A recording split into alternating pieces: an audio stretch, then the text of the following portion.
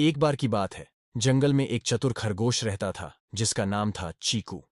चीकू बहुत तेज और होशियार था। वह अपनी बुद्धिमानी से पूरे जंगल में प्रसिद्ध था। जंगल के दूसरे जानवर अक्सर उसकी सलाह लेने आते थे। एक दिन चीकू को जंगल के पुराने पेड़ के नीचे एक चमचमाती हुई घड़ी मिली। घड़ी साधारण नहीं थी, वह जादुई घड़ी थी। जैसे ही चीकू ने घड़ी को छुआ, उसमें से एक हल्की सी आवाज आई, जो भी इस घड़ी का मालिक होगा वह समय को आगे पीछे कर सकेगा। चीकू की आंखें चमक उठीं। उसने सोचा, अगर यह सच में जादुई है तो मैं इसे अच्छे कामों के लिए इस्तेमाल करूंगा। अगले दिन जंगल में बड़ी समस्या खड़ी हो गई। एक भूखा लोमड़ी का बच्चा नदी के पास फंस गया था। नदी का पानी तेजी से बढ़ रहा था और उसे कोई बचा नहीं पा रहा था। चीकू ने तुरंत घड़ी का उपयोग किया और समय को 1 घंटे पीछे ले गया।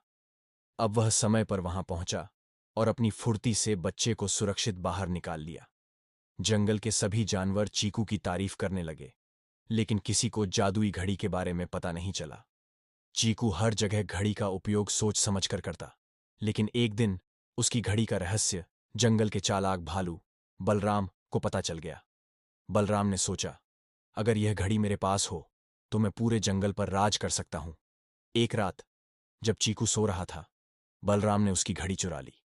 अगली सुबह चीकू ने देखा कि उसकी घड़ी गायब है। उसे तुरंत समझ में आ गया कि यह बलराम का काम हो सकता है। बलराम ने घड़ी का दुरुपयोग करना शुरू कर दिया।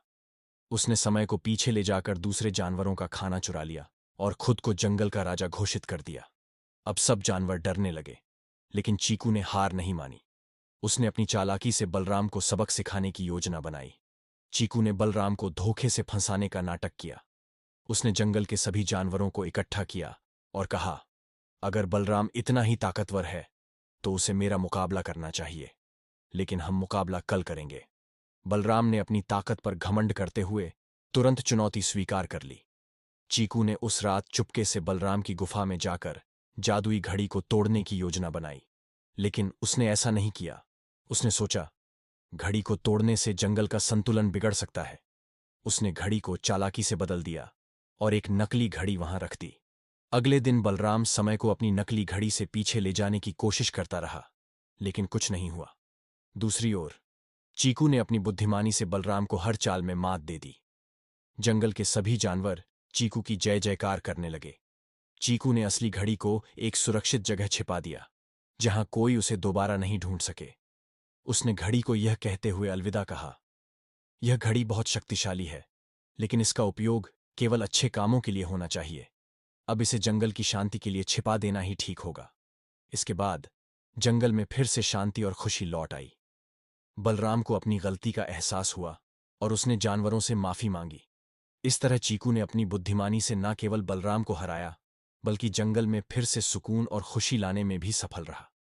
सीख: इस कहानी से हमें यह सीखने को मिलता है कि शक्ति का उपयोग हमेशा अच्छे कामों के लिए करना चाहिए।